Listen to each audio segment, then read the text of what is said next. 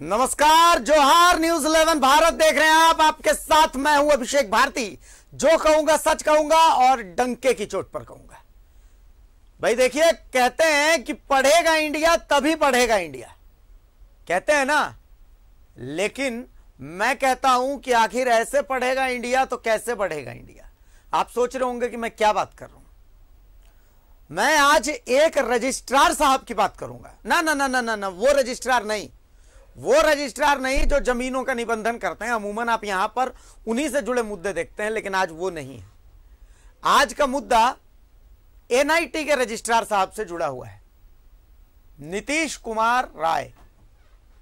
आप सोचिए, एक छोटा सा मैं उदाहरण दे रहा हूं कि आप सोचिए कि एक जगह से रजिस्ट्रार, बहुत महत्वपूर्ण पोस्ट है, चूंकि एक जगह से नौकरी से निकाले जा चुके रजिस्ट्रार, बर्खास्त किए जा चुके रजिस्ट्रार, जिन पर 35 से ज्यादा मामले दर्ज हैं, जिन कोर्ट में केस चल रहे हैं, क्या उन्हें राष्ट्रीय स्तर के शिक्षण संस्थान का रजिस्ट्रार नियुक्त कर दिया जाएगा? मतलब ये तो वही बात हो गई ना, खाता ना बहू और बाबू लोग जो बोले वही सही। खाता ना बही या बाबू लोग जो बोले वही सही, यही बात होगी। तो आज यही बात चर्चा होगी, यही बात होगी। एक ऐसे रजिस्ट्रार साहब से आप लोगों का परिचय करवाएंगे, तारुफ करवाएंगे, और ये सारी बातें होंगी डंके के चोट पर।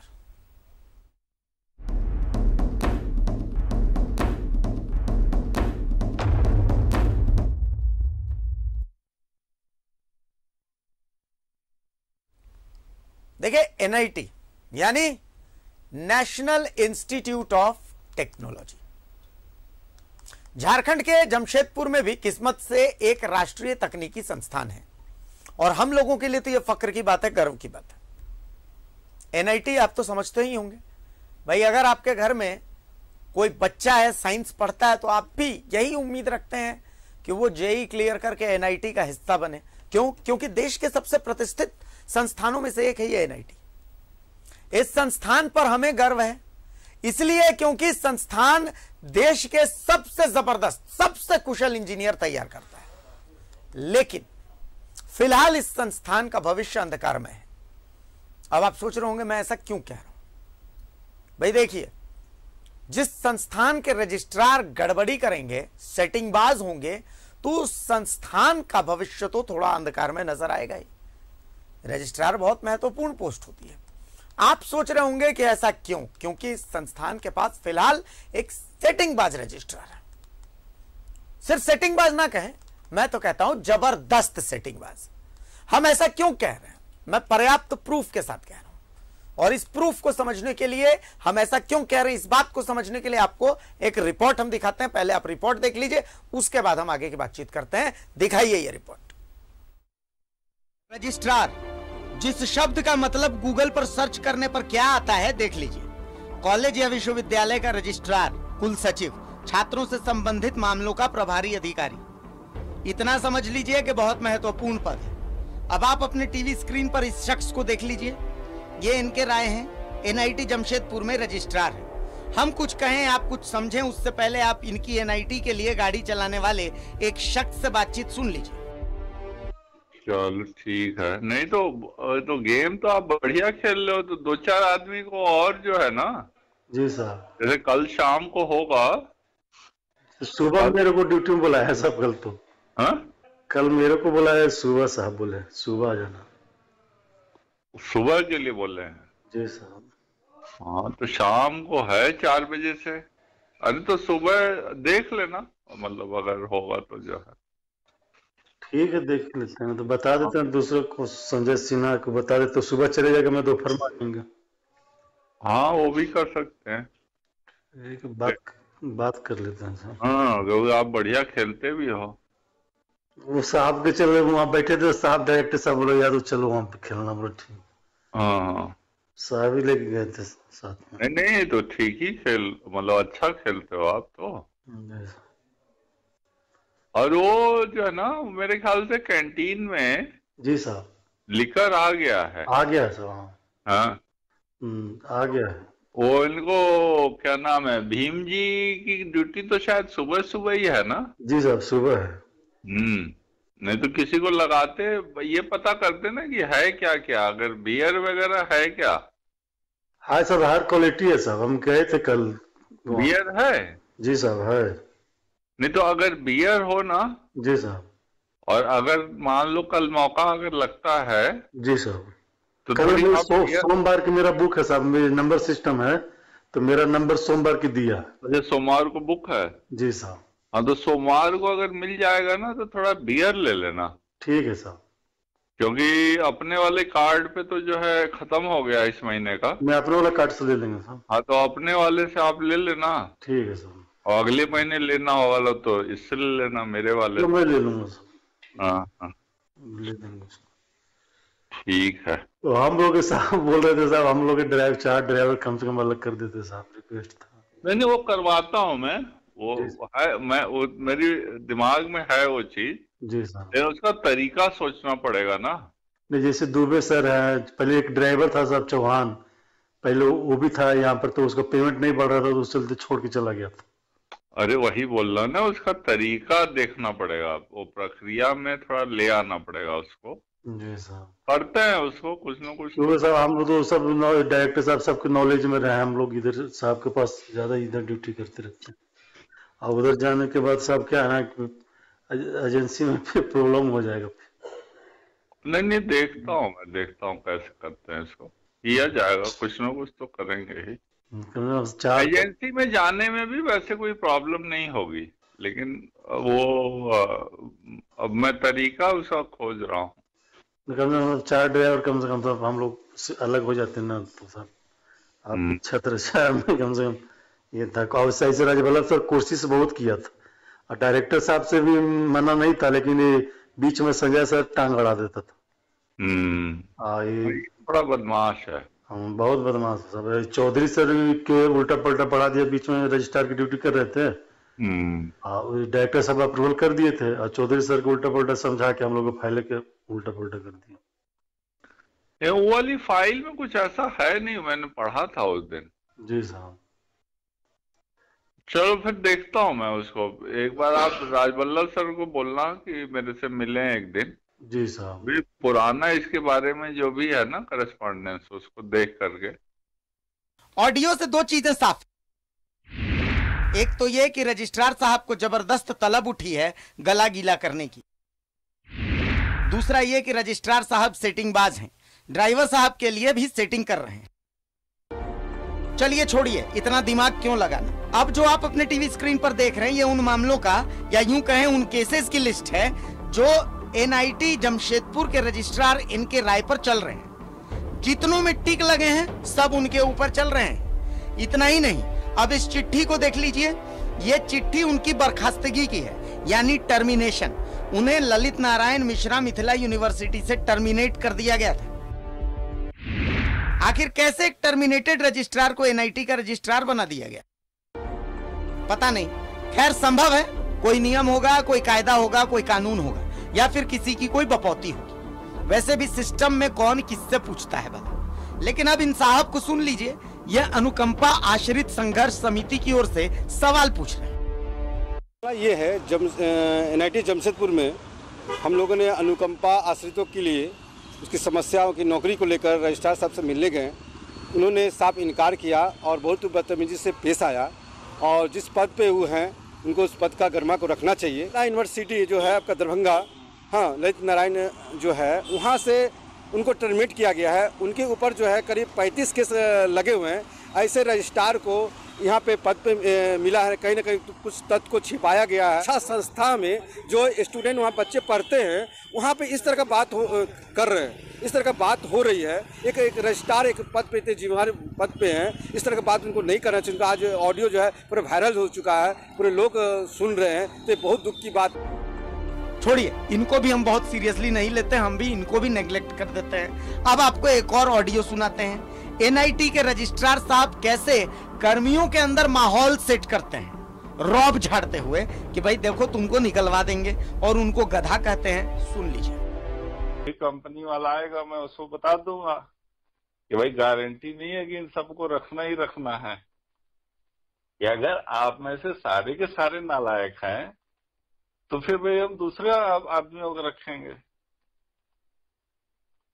जिन्होंने अपने सर्विस टाइम में 15 साल 20 साल 30 साल में अगर उसने मुश्किल टाइम अगर देखा है तो हम उसको प्रेफरेंस देंगे, फिर हम आप लोगों को क्यों देंगे? बात सही है सर। हाँ, तो इसलिए जो है आप लोगों को रिव्यू करने की जरूरत है, क्योंकि ऐसा तो है नहीं कि आप लोगों को यहाँ रखना कोई जरूरी होगा। क्योंकि अगर हम 100 आदमी नए अगर हम लेंगे, हम 100 ऐसे को लेंगे जिसमें कि हम मतलब ऐसे गधे लोगों को हम क्यों लेंगे जो है जिन्होंने कुछ किया ही नहीं है, जो खाली पीस की सर्विस करके आ गए हैं। क्योंकि ऐसा हो ही नहीं सकता है कि इन्फेंट्री का आदमी है और उसने किसी भी ऑपरेशन में हिस्सा नहीं किया। तो ये आप बता दीजिए, क्योंकि ऐसा जरूरी नहीं है कि फिर आप लोग कंटिन्यू करोगे। फिर मैं इस बेसिस से मैं उस नई कंपनी को बता दूंगा कि भैया इनको इस बेसिस से छांट दो, तो छट जाएंगे सब जगह। हो सकता है, हो क्या सकता है, ऐसा ही होगा सर। तो देख लो आप अपने जो भी जैसे भी आप लोग बात करते हो सर, क्योंकि अब मेरे को रिव्यू करने पे मजबूर होना पड़ रहा है कि अगर आप लोग नालायक आदमी हैं, मतलब आपका मतलब कि ये, क्योंकि अगर किसी ने हिस्सा ही नहीं लिया ऑपरेशन में, इसका मतलब है कि आप जो है भाई ऐसे ही हो रहे हैं। तो फिर हम ऐसे लोगों को दें प्रेफरेंस।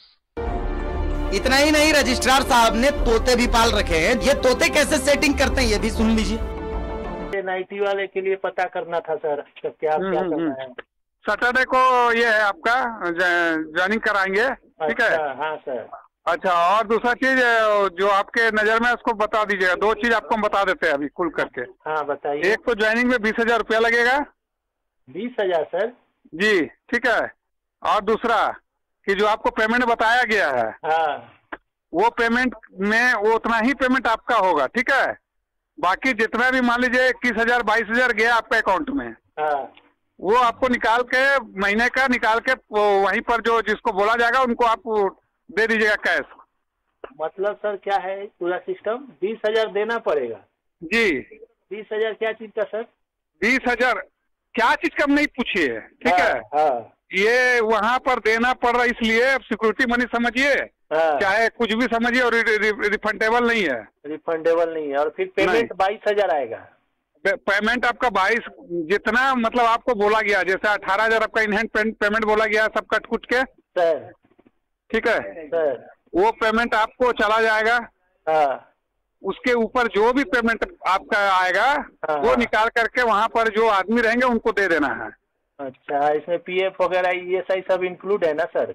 वो सब काट ना, वो आपको तो 22,000 पेमेंट हो रहा है ना। हाँ हाँ, 22,000 में ये सब ESI PF काट के 18,000 पेमेंट बन रहा है। अच्छा, ठीक है सर। तो आपका 22,000 पेमेंट हुआ, ESI PF देख लिया आपका इतना कट गया सर, बाकी मान लीजिए आपका 25,000 पेमेंट घुसा सर, तो आपको जो है वो 22 और 3 मतलब 3,000 रुपया पार्टी को दे देना है। जो इस पर राजी हो उन्हीं को कल थोड़ा बुलाइएगा बिष्टुपुर, अन्यथा किसी को मत बुलाइएगा, ठीक है ना? ठीक है सर, ठीक है। वही मतलब 20,000 देना है और प्लस हर महीने कल नहीं देना है, ज्वाइनिंग का समय देना है। अच्छा, ज्वाइनिंग लेटर जब देगा ना NIT वाला, हाँ हाँ, तब आपको देना है। और हर महीने जो 18 के ऊपर जो भी है वो देना है। हाँ अच्छा ठीक है सर, बता देंगे। हाँ, ये चीज बता दीजिए और कल थोड़ा बिष्टुपुर में आके भेंट कर लीजिए। इतने सब कुछ के बाद भी अब कुछ बचता है क्या? रजिस्ट्रार साहब तो सेटिंग बाज है। क्या रजिस्ट्रार साहब की जांच नहीं होनी चाहिए? इतने विवाद और एक बेचारे रजिस्ट्रार साहब, आखिर कैसे सहेंगे बेचारे रजिस्ट्रार साहब इतना बोझ? जमशेदपुर से न्यूज़ 11 भारत के लिए पीयूष मिश्रा की रिपोर्ट। बताइए इतना टेंशन कैसे सहेंगे बेचारे रजिस्ट्रार साहब? बहुत परेशानी है, जाहिर सी बात है। आप सोचिए खेला कैसा, आप सोचिए। देखिए मैं तो बहुत सीमित बुद्धि वाला शख्स हूं, बहुत जानकारी का अभाव है मेरे पास, लेकिन इतनी जानकारी तो मेरे पास भी है। कॉमन सेंस कहता है कि भाई 35 मामले जिनके ऊपर दर्ज हैं उनको आखिर एनआईटी जैसे संस्थान का रजिस्ट्रार कैसे बना दिया प्रभु? मतलब कुछ तो पैमाना होता होगा रजिस्ट्रार के लिए। जैसा कि रजिस्ट्रार साहब खुद कह रहे हैं कि भाई नालायकों की, गधों की भर्ती थोड़ी हो जाएगी। तो भाई मैं भी तो वही कह रहा हूं कि आखिर जो लायक होंगे उनकी ही तो भर्ती होगी। भाई रजिस्ट्रार साहब का आपने चेक तो किया होगा कि उन्हें बर्खास्त क्यों किया गया ललित नारायण मिथिला यूनिवर्सिटी से। कम से कम कोर्ट के फैसले का इंतजार कर लिया जाता। अब 20,000 रुपए में नौकरी बट रही है कि भाई 18,000 रुपए तो मिलेंगे 20,000 की नौकरी में, बाकी ऊपर से जो कमाई होगी मान लिया 25,000 रुपए आएंगे, तो 18 + 4 22,000 की तनख्वाह है, ESI PF काट करके बाकी 18,000 रुपए अकाउंट में आएंगे। इसके ऊपर जो कमाया वो प्रतिनिधि को दे दीजिएगा। ऐसी सेटिंग देखी है? नहीं देखी होगी, यकीन मानिए नहीं देखी होगी। मेरे साथ मेरा पैनल मौजूद है। मेरे साथ जमशेदपुर से मेरे सहयोगी पीयूष मिश्रा मौजूद है। मेरे साथ डॉक्टर राम प्रवेश मौजूद हैं, डोरंडा कॉलेज से जिनका ताल्लुक है। मेरे साथ सुनील कुमार महतो RTI एक्टिविस्ट हैं, वो भी मौजूद हैं। अब तमाम मेहमानों का मैं स्वागत कर रहा हूं। सबसे पहले मैं पीयूष के पास आ रहा हूं। पीयूष भाई, अपने रजिस्ट्रार साहब मस्त आदमी है। देखिए भाई, गला सबका सूखता है, रजिस्ट्रार साहब का भी सूख रहा है। जैसा कि आपने मुझे वो लिस्ट भेजी है कि उन पर कौन कौन से मामले दर्ज हैं कोर्ट में, तो उस लिस्ट में मैं जहां जहां उनका नाम देख रहा हूं तो उस नाम के आगे COL लगा हुआ है, COL. नीतीश कुमार राय। अब COL जहां तक मैं समझता हूं शायद ये कर्नल के लिए इस्तेमाल होता है, यानी कि कहीं ना कहीं इनका ताल्लुक जो है वो फौज से रहा हुआ है। अब सबसे पहले मैं पीयूष आपसे एक सवाल समझना चाहता हूं, इतिहास इनका क्या कहता है? मतलब क्या फौज से कोई ताल्लुक रहा है इनका? ललित नारायण मिथिला यूनिवर्सिटी से आखिर क्यों बर्खास्त किए गए, ये कुछ जानकारी सामने आई है अब तक? देखिए अभिषेक, सबसे बड़ी बात यह है कि जिस तरह से COL लिखा हुआ है और साथ ही साथ इनका जो रुबाब है, जैसे लिखकर मांगते हैं अपने ड्राइवर से, और साथ ही साथ इनका जो एटीट्यूड रहता है अपने जो शैक्षणिक संस्थान है उनके कर्मचारियों के साथ, कहीं ना कहीं ये लगता है कि कहीं ना कहीं आर्मी में वो पहले भी थे। और लेकिन जो जानकारी हम लोग को प्राप्त हो रही है कि अभी तक जो है वो जो है रजिस्ट्रार रूप से जो है मिथिला यूनिवर्सिटी में भी थे, ललित ये दरभंगा में। उसके बाद यहाँ पे उनको वहां से टर्मिनेट कर दिया गया, उसके बाद यहाँ पे उनकी ज्वाइनिंग हुई है।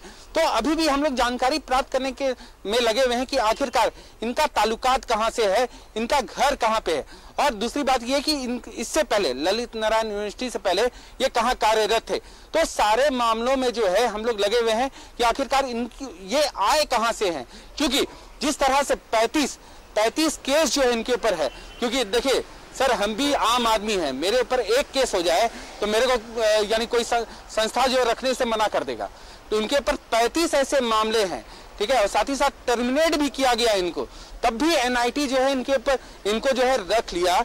आखिरकार ऐसे कैसे शख्सियत हैं जो इनको रखा गया? कहीं ना कहीं कुछ ना कुछ रुबाब है इनका, या इनके ऊपर किसी का छत्र छाया हो, या सफेद पोस्ट का हाथ हो, या कुछ ना कुछ इनके ऊपर ऐसा यानी कि दया दृष्टि इनके ऊपर है कि इनको जो है NIT जमशेदपुर जो है, आज जमशेदपुर कहें या आदिपुर कहें, उनको रजिस्ट्रार रूप से वहां पे बैठा दिया गया। लेकिन सबसे बड़ी बात यह भी है कि उन्होंने जिस तरह से अपने ड्राइवर से लिखकर की मांग की है, और ये कंप्लेन जो है यहाँ के डायरेक्टर और चेयरमैन पर्सन को भी है, चेयरमैन जो है यहाँ के उनको भी है, और जो लोग हैं जो शिकायत करता है वो आज दिल्ली ही निकले हैं कि मंत्रालय में जाके शिकायत दर्ज करे कि आखिरकार इनकी जो है यहाँ पे कैसे पोस्टिंग हुई, आखिरकार ये यहाँ कैसे बने हुए हैं। जी अभिषेक, बिल्कुल सही बात है। देखिए हमारे साथ डॉक्टर राम प्रवेश भी जुड़े हुए हैं, डोरंडा कॉलेज से सर का ताल्लुक है। डॉक्टर राम प्रवेश, मुझे तो इसकी जानकारी नहीं है, पता नहीं शायद आपको होगी। एक रजिस्ट्रार की नियुक्ति NIT जैसे संस्थान में, तो इसका कुछ तो पैमाना होता होगा। मतलब इतनी बड़े संस्थान की जिम्मेवारी अगर किसी शख्स को मिल रही है, और इतना बड़ा संस्थान NIT, मैं समझता हूं कि हम झारखंड के लोगों के लिए NIT का आदित्यपुर में होना एक सिरमौर की तरह है। हम तो और मांगते हैं कि भाई हमें टेक्निकल इंस्टीट्यूट्स मिले। NIT देश के सबसे काबिल इंजीनियर्स को पैदा करने वाला संस्थान है। अब एक रजिस्ट्रार वहां के अगर ड्राइवर से लिकर मंगा रहे हैं, पहली चीज। दूसरी चीज, एक ऐसे रजिस्ट्रार जिनको ललित नारायण मिथिला यूनिवर्सिटी से टर्मिनेट कर दिया गया है, टर्मिनेशन लेटर बकायदा हम दिखा रहे हैं कि उन्हें टर्मिनेट किया गया है। हालांकि अब तक हमें यह पता नहीं चल पाया कि आखिर टर्मिनेट उन्हें किन आरोपों में किया गया है, लेकिन टर्मिनेशन एक बहुत बड़ा शब्द है। तो जाहिर सी बात है कि आरोप कुछ छोटे मोटे नहीं होंगे। बहुत मुझे लगता है कि बहुत सोचने विचारने के बाद ही कोई यूनिवर्सिटी एक रजिस्ट्रार जैसे पोस्ट को टर्मिनेट करता है। तो उनको फिर एनआईटी में आकर के रजिस्ट्रार की पोस्टिंग दे देना, तो ये एनआईटी के बच्चों में तो जाहिर सी बात है, देखिए इसका संदेश जो है बहुत नेगेटिव जाएगा। किसी भी शिक्षण संस्थान को नेगेटिव कारण से अगर उसको न्यूज में लाया जाता है तो ये चीज वहां का मोटिवेशन तोड़ती है, वहां के बच्चों का मोटिवेशन तोड़ती है, वहां के स्टाफ का मोटिवेशन तोड़ती है। लेकिन ये मजबूरी है, एनआईटी के बच्चों के भविष्य के साथ इस तरीके का खिलवाड़ बर्दाश्त के काबिल नहीं है। अगर इन्हें आज छूट दी जाएगी तो आगे जाकर के ये पता नहीं क्या क्या करेंगे सर। तो इस मामले को उठाना बहुत जरूरी हो जाता है। तो क्या लगता है सर, कुछ ना कुछ तो दाल में काला है, कुछ ना कुछ तो गड़बड़ी है। राम प्रवेश जी।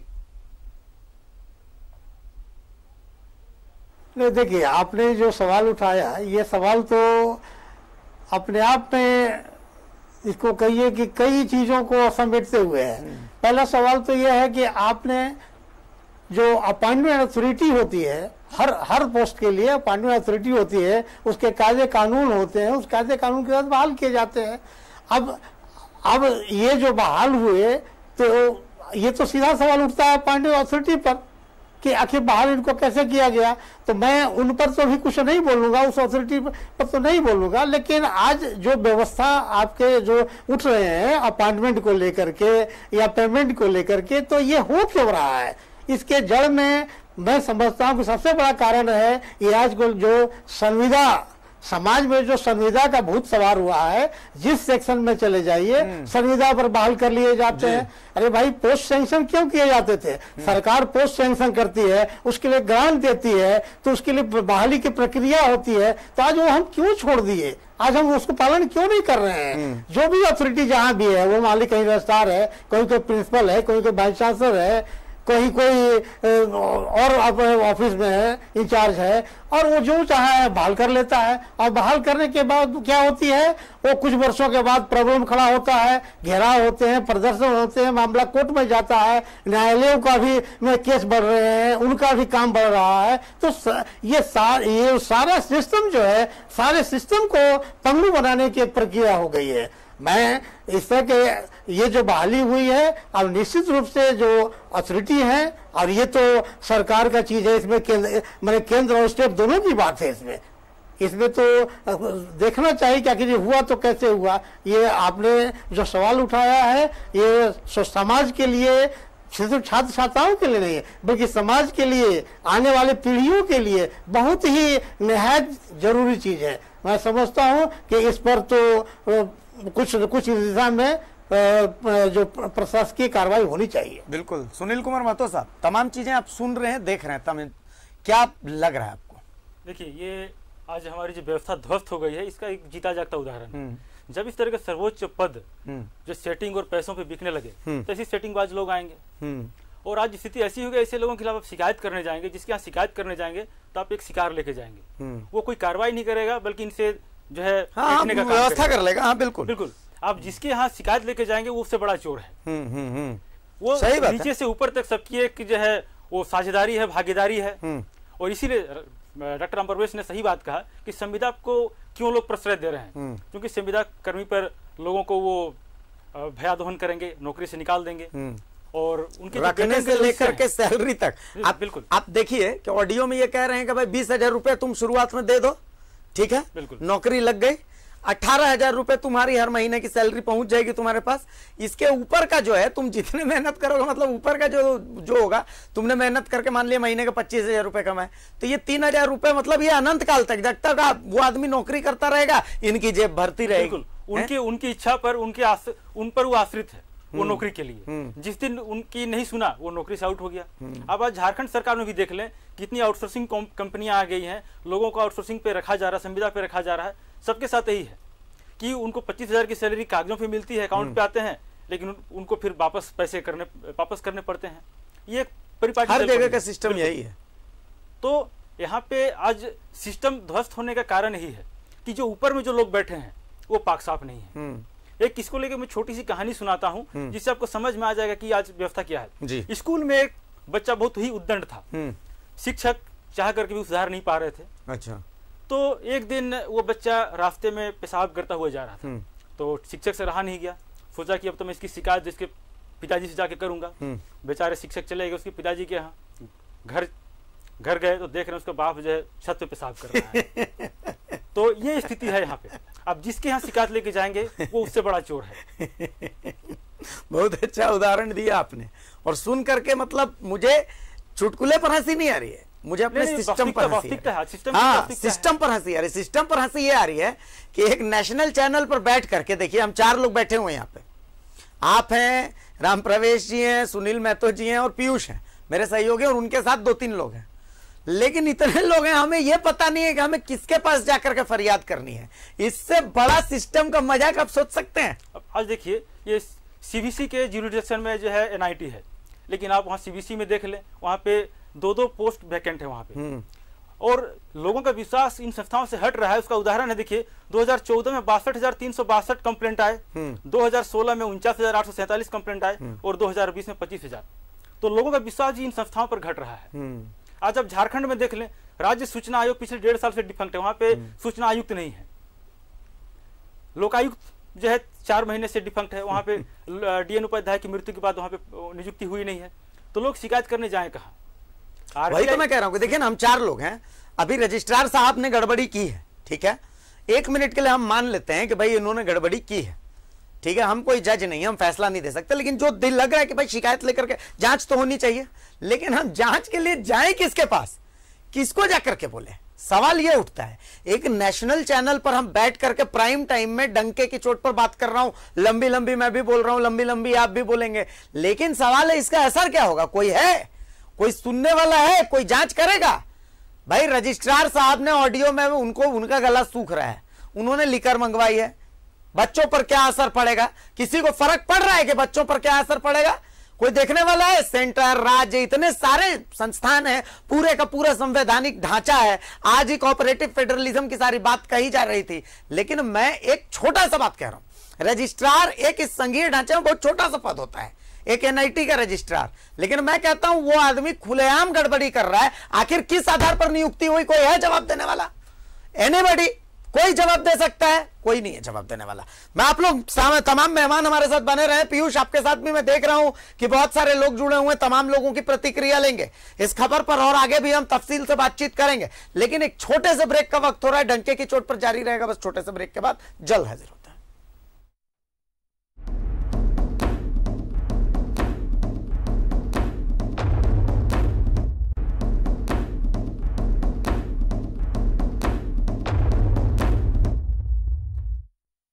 तो ब्रेक के बाद एक बार फिर स्वागत है आपका। देखिए, जो कहूंगा सच कहूंगा, डंके की चोट पर कहूंगा। रजिस्ट्रार साहब, आपको बुरा लग रहा होगा, मुझे पता है, मुझे पता है आपको बुरा लग रहा होगा, लेकिन मजबूरी है। देखिए, छात्रों के भविष्य के साथ खिलवाड़ भी तो हम नहीं होने दे सकते ना।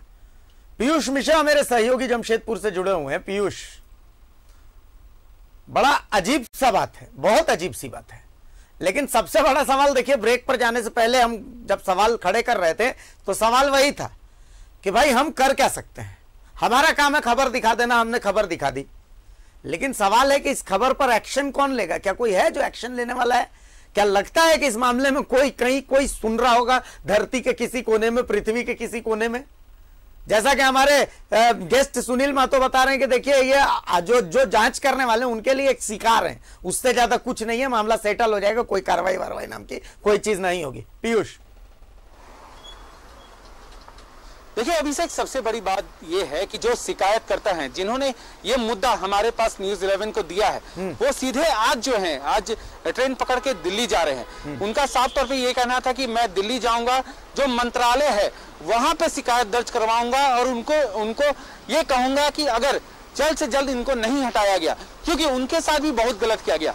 वो जब वहां पहुंचते हैं, अनुकंपा की बात करते हैं, तो उनके साथ भी वहां पे दुर्व्यवहार किया जाता है। उनके साथ कुछ महिलाएं भी गई हुई थी, ठीक है, और उनको जो है, महिलाओं को भी बहुत बदतमीजी रूप से रजिस्ट्रार साहब जो है बहुत बदतमीजी रूप से बात उनके साथ करते हैं। तो वो सीधे आज जो है ट्रेन पकड़ के दिल्ली निकल चुके हैं और वो वहाँ शिकायत दर्ज करवाएंगे। हमारे साथ जो है अभी शुभम विश्वकर्मा हमारे साथ है और साथ ही साथ करण हमारे साथ है।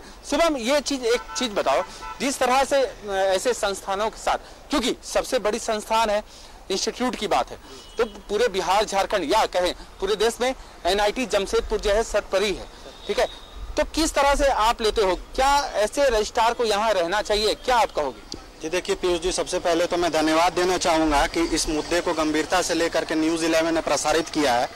एवं मैं इस मुद्दे पर यह कहना चाहूँगा कि जिस प्रकार से ये जो रजिस्ट्रार है मिस्टर NK रॉय, जिनके द्वारा लगातार इनका कंप्लेन आता रहा है कि वे अपने कर्मचारी जो अस्थायी कर्मचारी है उनको प्रताड़ित करने का काम करते हैं, उनके द्वारा धनउपजाई करने का काम करते हैं, लगातार निरंतर इस मुद्दे पर हम लोगों ने काफ़ी बार कंप्लेन भी किया। हमारे जो डायरेक्टर है NIT के शुक्ला जी, उनके पास हम लोगों ने कंप्लेन भेजा, लेकिन ये क्या है कि इनको जब वहाँ से निलंबित कर दिया गया था, जो ये ललित नारायण यूनिवर्सिटी दरभंगा में थे, जो 35 केस इनके ऊपर चल रहे, उसके बाद भी बावजूद भी यहाँ ऐसे लोगों की नियुक्ति कैसे हो जाती है, ये सबसे बड़ा मुद्दा है आज के डेट में। क्योंकि झारखंड में जो कह रहे हैं कि शिक्षा व्यवस्था खुद बद से बेहाल है, ये ऐसे ही लोग हैं जो झारखंड में शिक्षा व्यवस्था को इस तरीके के बेहाल करने का कार्य कर रहे हैं।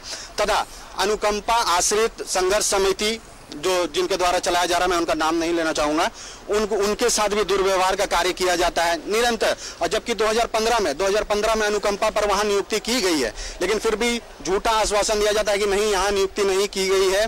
और इस तरीके के दुर्व्यवहार एक तरीके से है, प्लस क्या है, धन उपजाई का काम वो निरंतर करते आ रहे हैं। तो ऐसे लोगों को अगर हम प्रतिष्ठित शैक्षणिक संस्थानों में रखेंगे तो हमारा शिक्षा कहाँ तक जाएगा?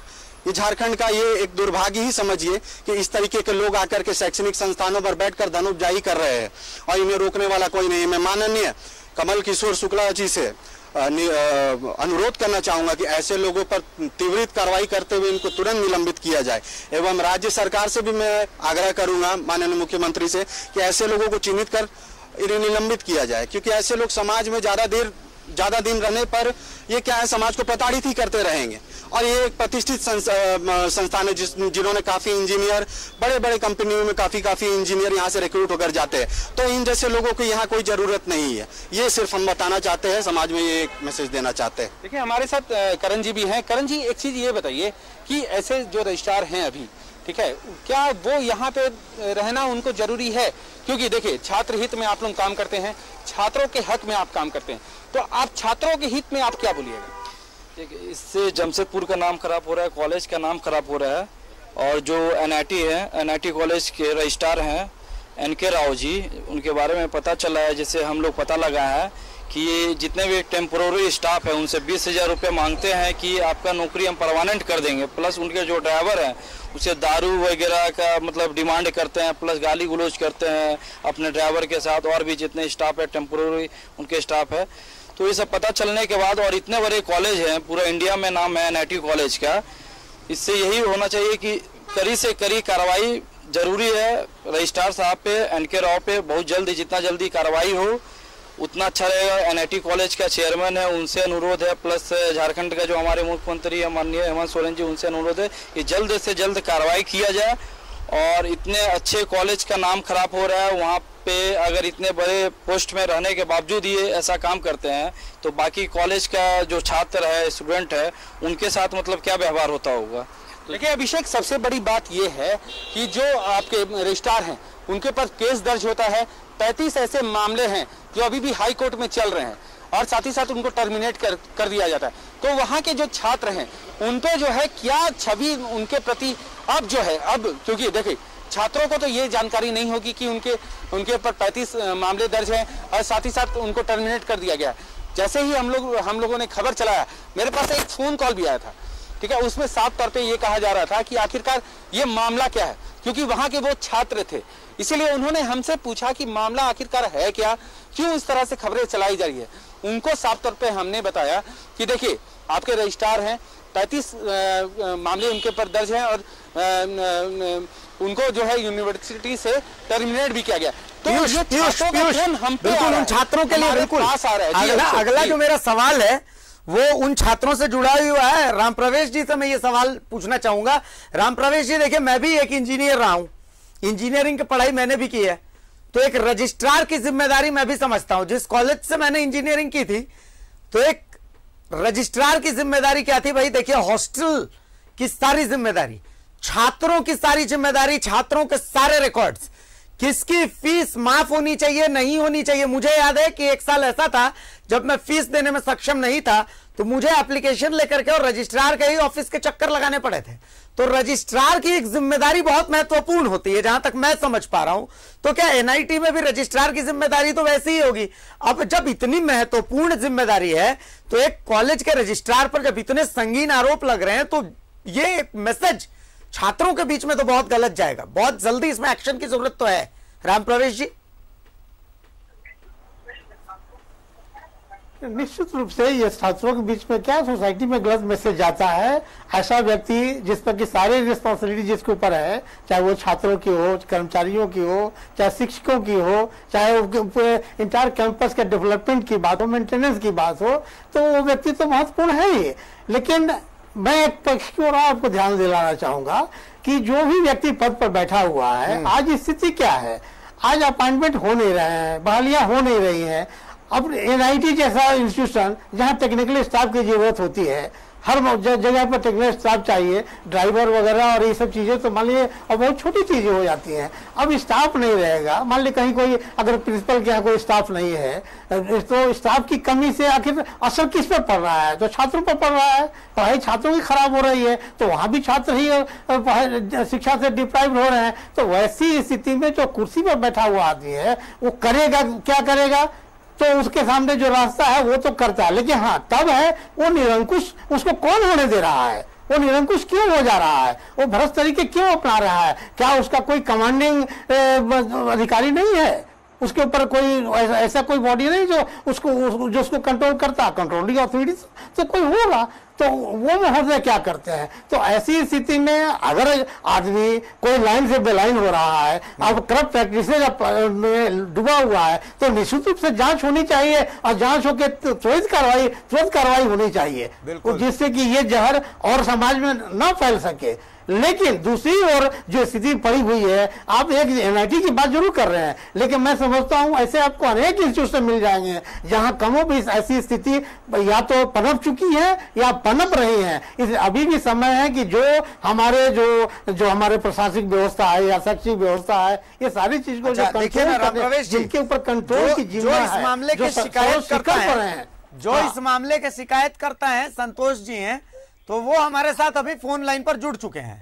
जहां तक मुझे जानकारी है कि संतोष जी दिल्ली पहुंच चुके हैं। संतोष जी, क्या आप दिल्ली पहुंच चुके हैं? क्या रजिस्ट्रार साहब की शिकायत लेके आप दिल्ली में ह्यूमन रिसोर्स मिनिस्ट्री में शिकायत लेकर के पहुंचे हुए हैं?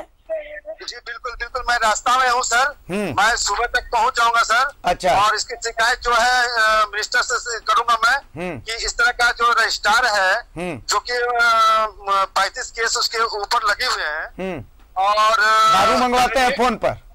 हाँ, दारू मंगवाते हैं और टर्मिनेट है। हाँ। और इतने अच्छे संस्था जो है एनआईटी जमशेदपुर, जहाँ पे बच्चे पढ़ने आते हैं, वहाँ बच्चे पढ़ते हैं, एक विद्या का ये है ज्ञान की, वहाँ पे ज्ञान दिया जाता है।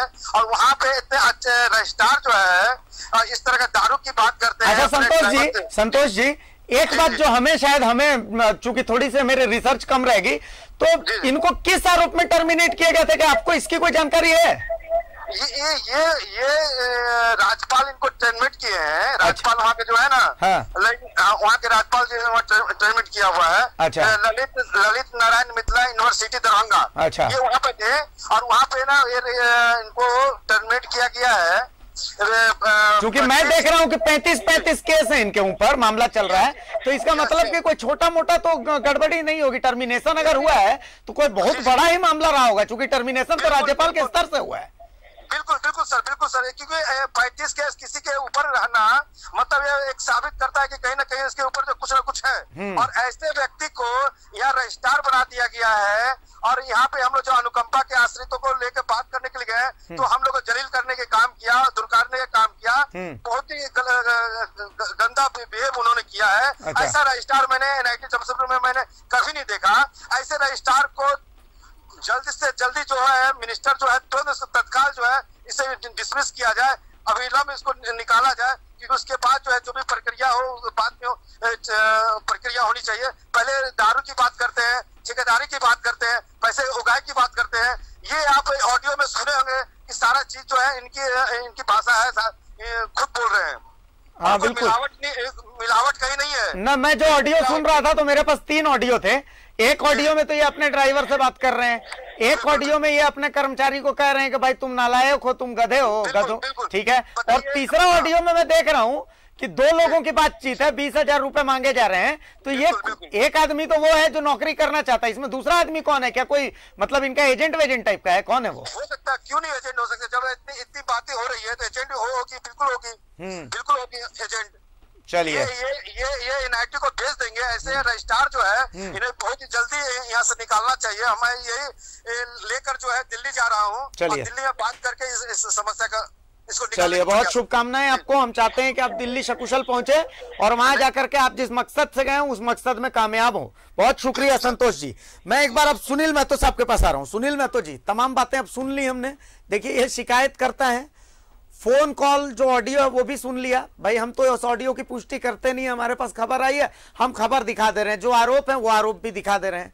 लेकिन सुनील जी, आप तो चूंकि शिक्षा के क्षेत्र से जुड़े हुए हैं, मतलब इसके क्षेत्र में काफी काम किया आपने, लगातार आप आरटीआई वगैरह भी दायर करते रहते हैं।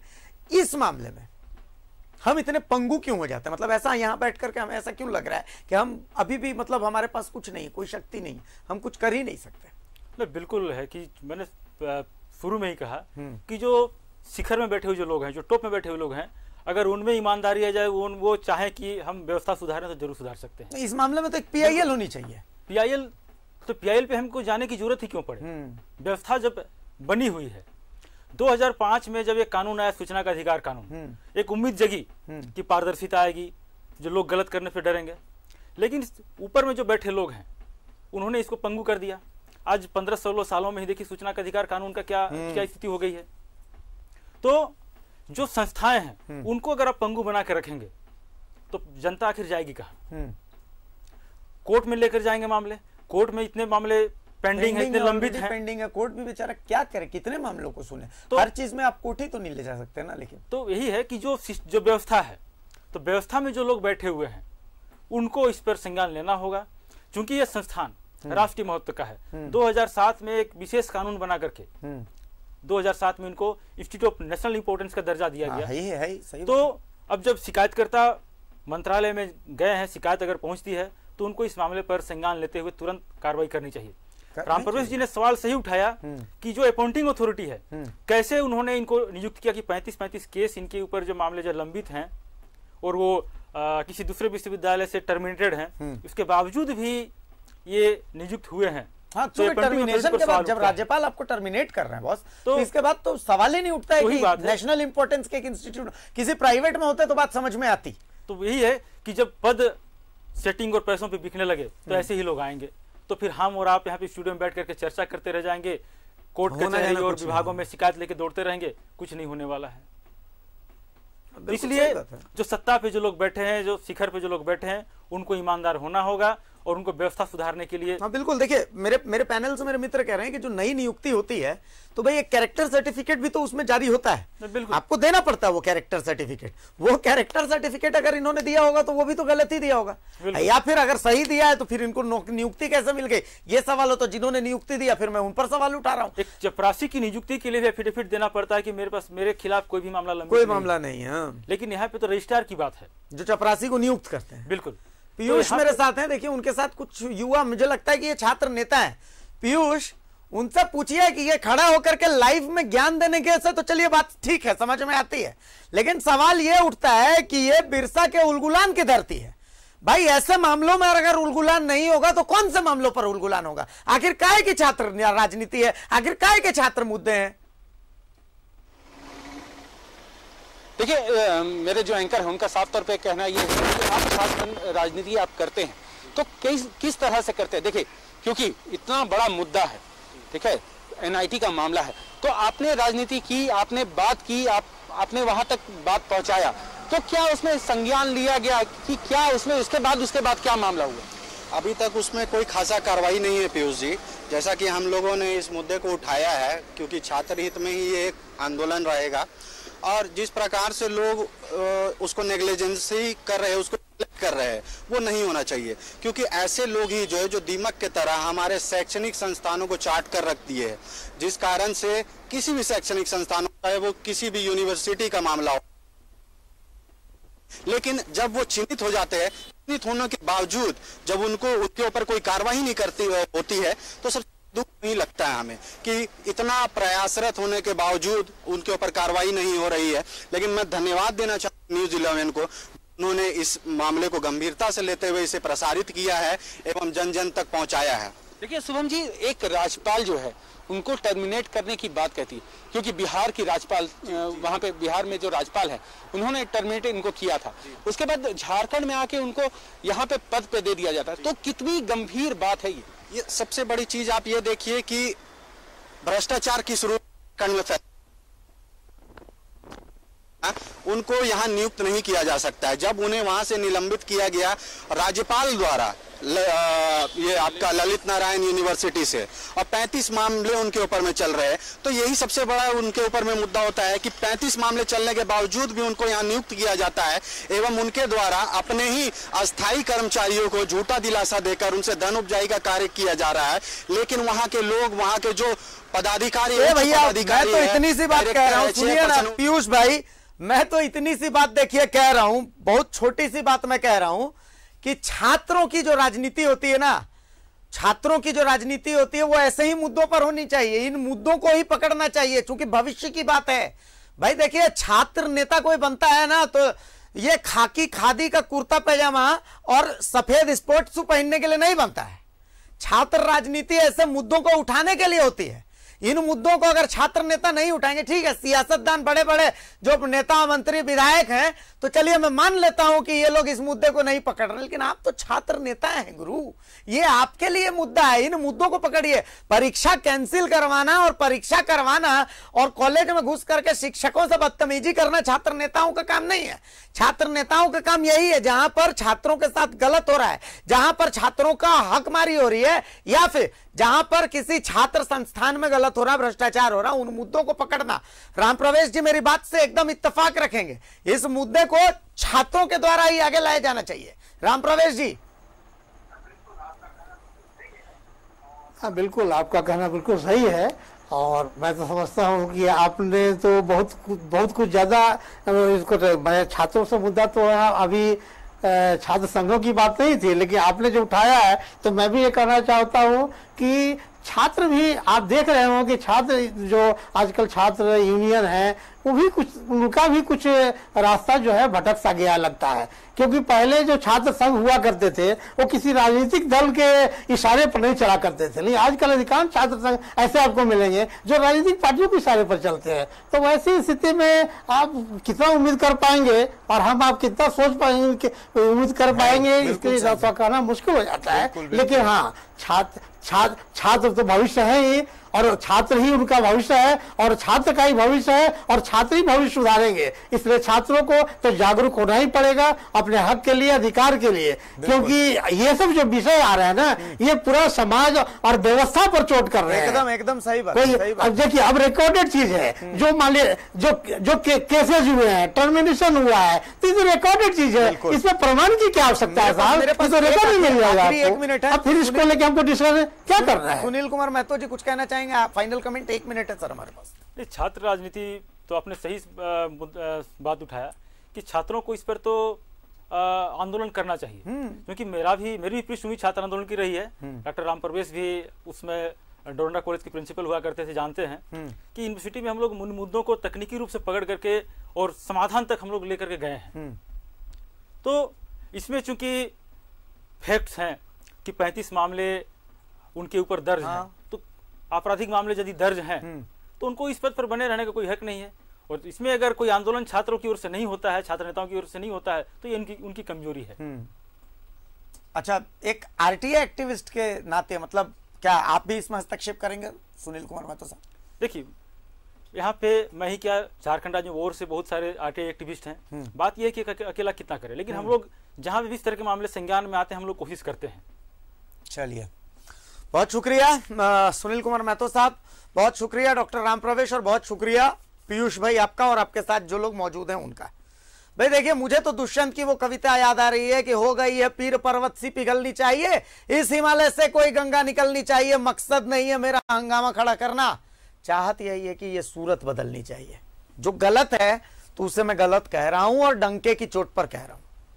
अगर हाथ जोड़कर निवेदन कर रहा हूं कि रजिस्ट्रार साहब को लगता है कि कुछ तथ्य अगर मैंने गलत दिखाए हैं, कुछ पॉइंट्स मैंने गलत दिखाए हैं, तो भाई देखिए जमशेदपुर में हमारे संवाददाता पीयूष हैं, 24 आवर्स वो अवेलेबल हैं। आप उनके नंबर पर बहुत आसानी से न्यूज 11 भारत के संवाददाता का नंबर आपको मिल जाएगा। और नहीं तो मैं पीयूष से भी एक रिक्वेस्ट करूंगा कि पीयूष कल एक बार आप रजिस्ट्रार साहब के पास जाएं, एक बार रजिस्ट्रार साहब की भी प्रतिक्रिया लें। और अगर रजिस्ट्रार साहब को लगता है कि हम कुछ गलत दिखा रहे हैं तो रजिस्ट्रार साहब दोनों हाथ जोड़ करके रिक्वेस्ट कर रहा हूं, मोस्ट वेलकम है। सामने स्टूडियो में ये जगह खाली रहती है, आप आए, गर्मा गर्म चाय के साथ लाइव प्रोग्राम में बातचीत हो जाएगी।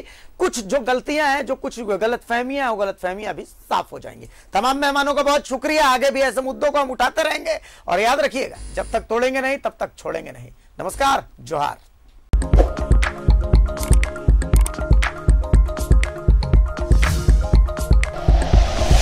Like and share videos, subscribe करें हमारा चैनल और प्रेस करें बेल आइकॉन। न्यूज़ 11 भारत, सच है तो दिखेगा।